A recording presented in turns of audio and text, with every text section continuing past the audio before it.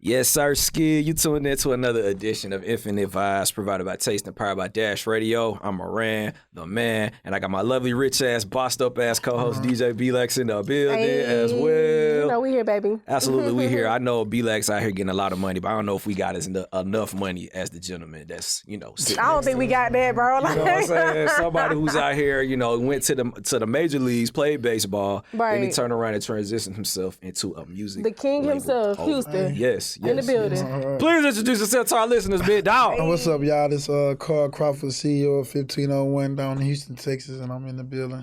Love being in Atlanta, man. Absolutely. Welcome, baby. Welcome to Atlanta. We absolutely love the fact that you're here. And he's actually making his Infinite Vibes debut. This is somebody who I had the pleasure of, meeting and working with a couple of years ago when he first got his feet wet with some of his other artists in the past. And, we know about the controversy. We know about everything that went down. But even throughout that, you still stayed consistent. Yeah, I had to, man. I just had to keep going. I had a real passion for wanting to be inside the music business. So I know, I knew obstacles was going to come, and I was just going to have to keep, striving for excellence. Right. Yep. What type of mentality, coming from you being an athlete, right? You got to be very competitive. Right. So, what's the mentality that you got to have in this music industry? Is it similar or is it? Yeah, I pretty much applied what I did in sports to this. It was, work hard, you know what I'm saying? Try to be, first person to get there, last person to leave, type of stuff like that. And just pretty much try to have I can only do things that I have an actual passion for. Meaning, I had a passion for sports. I really had a passion for music. Add the work ethic to it, and you get the speed up time that you got. Yeah. If I'm not mistaken, he came before time. What time? Yeah. He before time. Before we gotta time. talk about that. That's how you rich, y'all. That's how you stay rich. In baseball, there's a rule. If you on time, you late. So it's like our time is like the most important thing. You know what I'm saying? Facts. So I'm always. You still got them principles. You still got those principles. Yeah, I try to be on time for everything. Mm-hmm. That's what's up. Absolutely. So we know you came up in Houston. Right. And, Houston has such a deep origin when it comes to hip hop. Period. Right. So when you stepped up in this thing, was it somewhat intimidating at first? You know what I mean? What was it like? It wasn't really intimidating because I feel like I knew kind of like most of the key players, and I felt like I had the resources to succeed. And I've been growing up in the culture already, so I kind of knew what people would want and stuff like that. So I had a lot of confidence coming into it. I wasn't scared about it at all.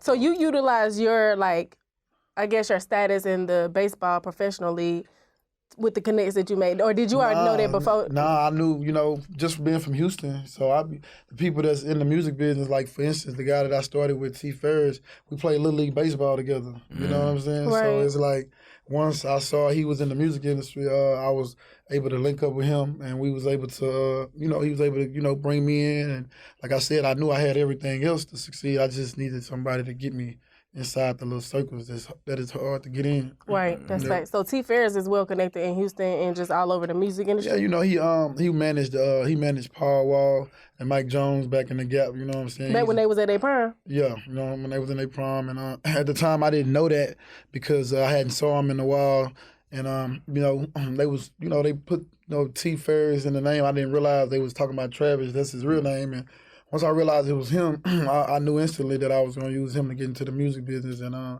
it worked. That's what's up. Yeah. That part. One thing about the music industry, we know that, a lot of people don't really understand what goes on, you know what I'm saying? Because it's one of those type of things you really got to be here. Right. So, for somebody like yourself, people like us, we understand what goes into breaking the artist. Right. We understand what goes into, making sure your artists are doing their interviews, making sure they're at the clubs being seen. But then if an artist takes off, the person that may be invested in that person may not get the credit. Right. Yeah, see, one thing about this stuff, boy, people just hate to give credit in this business. I don't understand why, because at the end of the day, coming over from another lane, it's just like, it's enough for everybody who has the credit. You know what I'm saying? Like, it's endless amounts of whatever we all want. You know what I'm saying? Everybody can get it. Right. So I never understood why they just do that, but it's the way it is, and you got to fight for everything, like if you look at the story, if you hear their story of how, we found Megan, I'm sure it don't sound nothing like mine, you know what I'm saying? Right. So it's like, and I know the true story, you know? So, I mean, we got to talk, we can talk about it right here because, it's like. Yeah, it's just what it is, and it's like, it is what it is. Just hate to give credit, man. And another thing too is like artists in this game, are not loyal. Like, that's one thing I noticed too, because it's us as DJs and we run across that all the time. Well, especially when you like an indie label, because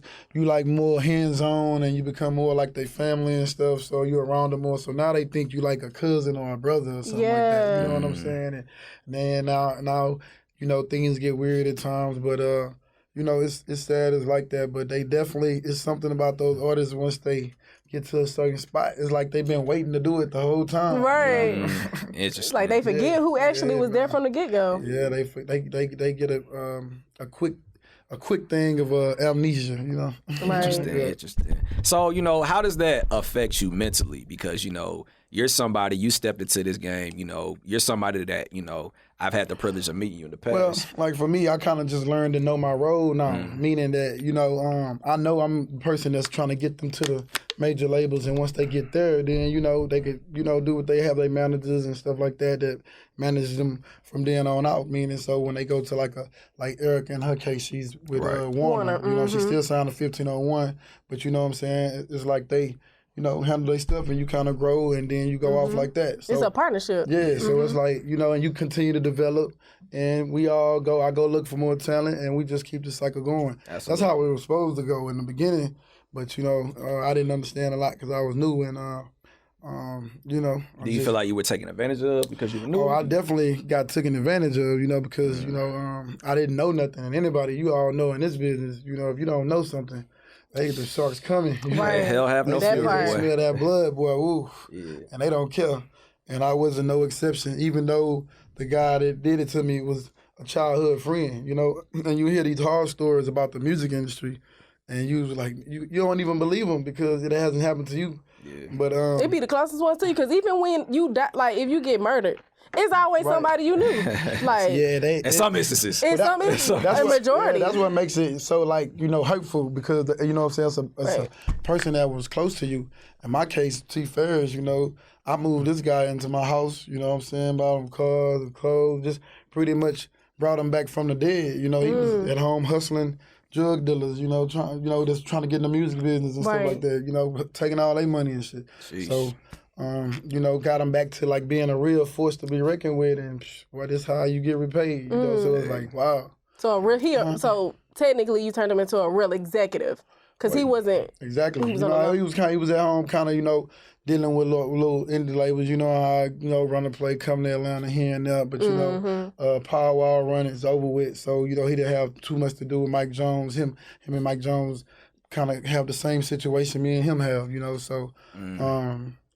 So he pretty much was on his last leg when I came back to Houston, and I just thought that you know, I knew him as a kid, and you know, he used to be this guy. Like, man, I didn't feel like he should be like, you know, in that position. Yeah. So as a friend, you know, retiring from baseball, you see a guy on their last leg, you like, shit, man, I'm gonna help this guy. Come on, man, just move. I'm gonna move you in my house. You know what I'm saying? I got family members I ain't moving my house. You know what I'm saying? I'm getting cussed out because of that. But that's CEO mentality, though. Right. Doing whatever you got to do to make sure we win. That's what that was. Yeah, and I did it because of that. Plus, I understood you know, my coaches would tell you I always was a quick learner, and I like to speed things up. So what other kind of way to speed my learning curve up by moving them in with me and learning every single day. We wake up, go to bed, you know, we talk about music, we figure out, you know what I'm saying? It was a real live plan to kind of get to where I'm at. Yeah. Yeah. So when you was, because you know all storms run out of rain. So when you was going through that storm and you found Erica Banks, because you know they always say if you're great, you can do it again. Right. So you know you find Erica Banks, then Bless It explodes. Right. It was easily one of the biggest songs on TikTok last year. How did that make you feel? It's one of them things where you just can't even like. It's like you want to talk so much stuff and say something, you can't say nothing because you just look like the bitter person, and then that happens, and it just says everything for you. You know, it just gives you so much elation to you're like, man, this is what I was trying to tell y'all right here. You know, I mean, everybody can't be as big as Megan, but I know what I just did. You know what I'm saying? The fact that y'all say I didn't do nothing, like, well, how this happen again? Like in less than a year. So and gold and platinum. Everybody can't say they got a gold and platinum record. And to have two artists on your label that did it, you know what I'm saying? Two girl artists, independent labels, you know. Exactly. Yeah. Absolutely. I mean, but even with the ranks, you know, it's like you got platinum engineers now. You got a platinum producer. Shout out to Sarge. You know what I'm saying? It has to feel. It has to feel rewarding to know. Like at the end of the day, like, even Lil Drew, he was in my studio every single day, lived there. You know what I'm saying? But I just didn't know the business well, and you know they did that stuff too. It was like, man, it's like they came and took all my best assets from me. Damn. T-Ferris, Lil Drew, and Megan. You know. Crazy. Lil Drew said he's what? Lil Drew is who make all her beats. You know, the ones be you know, by Lil Drew on the beat or whatever. Lil Drew make the beat. Yeah. So he with them now. Okay. Yep. You know, so it was like, wow. So as a person that's going, like, as you're going through the motions and experience people betraying you, do that kind of make you like less hesitant, or how do you? Well, I really, you know, I hate the way it's kind of made me. Now, I try not to be as bad with it with everybody, but, you know, at first, you know, when if I see a person or whatever, I automatically just look, I see all the good in you. That's how I was able to do with him, you know, because people warned me about T-Ferris, you know, but I couldn't see nothing that people was telling me. I can only see the good stuff. And now when I approach people, it's like, what's your angle? You know what I'm saying? And I hate that I'm like that because everybody is not trying to do it. Even though a lot of times that's what's going on, I don't like the fact that I just prejudge people like that. Mm-hmm. I can relate to that. Yeah. It's all good. I mean, for what we could tell, the engine is still moving for 1501. We know you got two artists that's going crazy right now. You got an R&B singer that you just said. So, switching the flow up a little bit. Switching it up. You got to stay, you know, you got to keep everybody on their toes, man. You know, everybody will start doing like the same stuff all the time and get repetitive. And so you got to do something different to switch it up, give a new vibe, and, you know, that's that. Do you got an A&R? Like, how do you find these artists? I'll be on the internet, you know what I'm saying? And I found all my artists on the internet. With these two, with Erica and Martina, I literally was just going like live at night on my stories. And so I pick people to let me listen to their music, and I pick both of them. And the songs that they play for me on that live is the ones that I'm pushing, you know what I'm saying, today. Absolutely. Busted and Daddy. So, you know, people think you just be playing on that, man. You'll go and find all the little hidden jewels and stuff like that. You know? That's where it be. Talk to us about the importance of finding and molding talent, though, because you got to think, you know, we remember when you was running around with Erica just a year ago.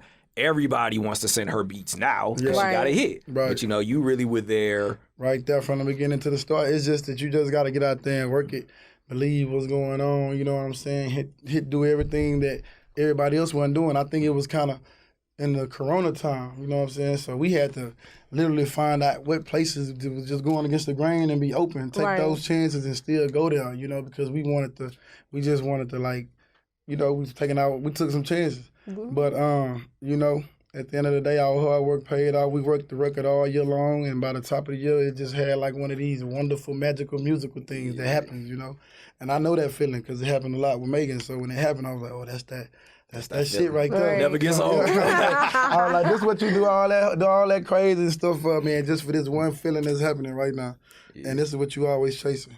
That's in a memory, ironically, came up where we interviewed Erica. That was 2020. It was like July 2020 because it came up on my phone today.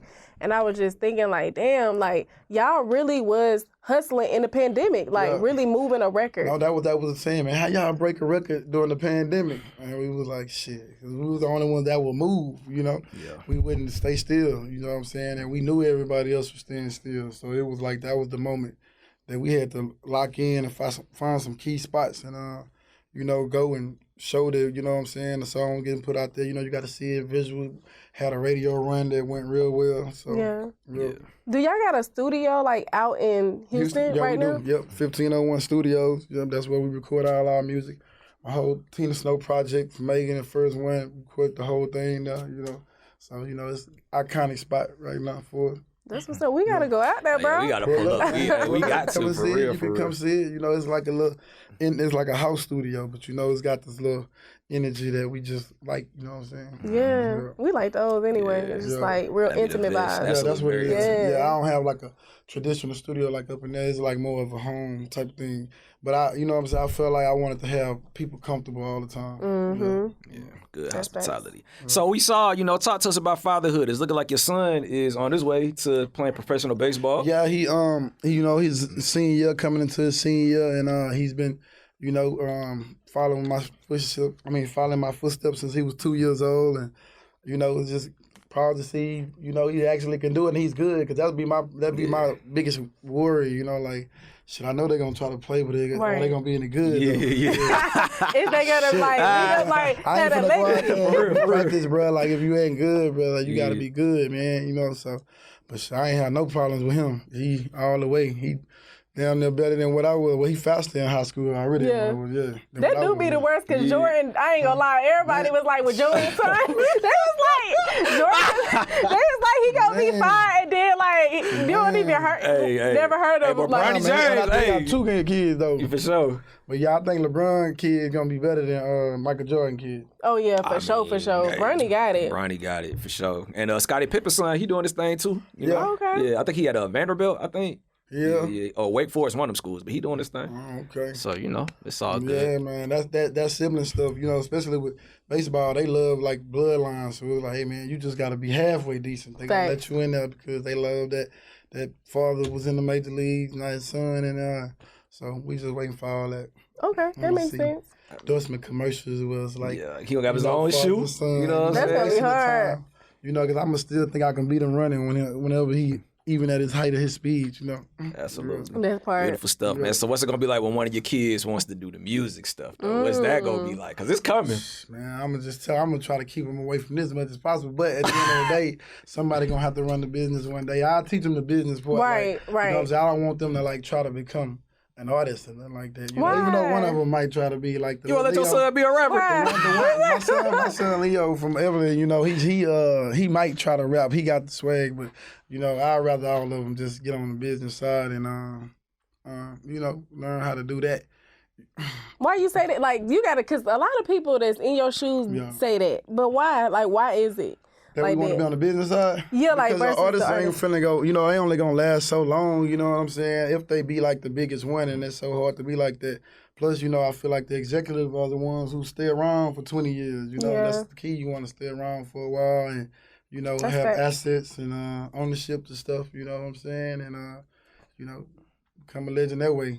Quiet, not too much craziness going on. See, baseball prepared me for this side. But, you know, there's always unexpected stuff that happens. You know? Yeah. Speaking of like investments and assets, as a CEO, like, I know it's important to you to invest your money outside of just music, right? What are some things that you invest into? Well, I invested with the marijuana situation with cannabis. Okay. Al Harrington, Vimo, you know what I'm saying? And then I have a restaurant back in Houston called Burns Barbecue. That's a real iconic spot that everybody goes to. You know, and pretty much those two are my little side investments, and I do music. So, you know what I'm saying? Okay. I don't like to have too much. I just got, you know what I'm saying, a couple of things that I do. And I just keep, you know, try to stay focused on the things that that I have a passion for. Exactly. You got real estate too? Well, yeah, I own real estate. I have land and stuff like that. Yeah, I own like 10 acres of land in Houston, inside of Houston. Well, you know, they building everything up, you know. So, that's fire. So the property is all expensive, you know, but I got in on it early. Property value going up. Prices going up. You better get that. You got to cash out on it. I got to hold it for another 5 to 10 years. But, you know, inside the city, because, you know, Houston growing so fast. For sure. They want that commercial property on the inside the city like that. Facts. Absolutely. So what's next for 1501, man? Like 1501 is like we trying to put out new music, new artists. We just got a whole fresh feel coming about us, you know, and y'all gonna see it when y'all see the music. We just wanna have our run, man. We want a new fresh start. We're putting all this other stuff behind us, and we just starting anew. I love it. Yeah. Absolutely. Y'all got our support. 100%. We love coming to Atlanta because y'all always like, you know, show us love when we come down here. So, you know, it's hard sometimes when you're in your hometown to get things going. You have to come out of town and they have to see somebody else liking your stuff. And then it's like, oh, it's good, you know. So I appreciate it when y'all, you know, show them how to like us. Absolutely. Hey, people like us fuck with people like us. So, you know, that be the vibe. So one thing about Infinite Vibes, we always like to end these with just positive words of affirmation. So what is some advice that you could provide to anybody that's on their way up?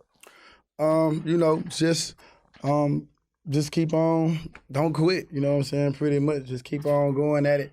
You already got so far, you know what I'm saying? Just keep pushing, don't let nobody tell you can't do nothing. set goals, be mentally strong, Right. and just, always know that you can overcome anything pretty much. I'll try to keep my mind strong and sound to where, I don't let like bad stuff just deter me from my big dreams. That part. That's real. Yeah. Solid advice. Solid advice. Very solid advice, man. Well, hey, we definitely appreciate you for sitting down with us. It's been a long time coming. We trying to get him on the show for a minute. We finally got him. Yeah. Ain't nothing like Big talking vibes, to the big CEO vibes. No, ain't nothing like talking to the CEO. Ain't nothing like talking to the CEO. For sure, man. So Y'all, please, thanks for having me. Absolutely, man. Please give our listeners your social media. Let them know where they can get in contact with you. And who we playing? We playing D-Rod. We playing, who we playing? I don't know what y'all got in there. I got two. Are they both? You know what I'm saying? Let's play both. Yeah, we got both. D-Raw. He got a song called Drink Up. That's we hoping to be like a good spring song for spring break and stuff. Then we got the Seductress, Martina Marie with a song called Daddy that we want to put out around Valentine's Day because it's real, Valentine feel. But nice. Those are the two. Okay. And then you can catch me at 1501 Certified ENT. Y'all go follow the page and be up on the latest. Absolutely. Infinite Vibes Taste Dash Radio 1501 CEO Carl Crawford is in the building.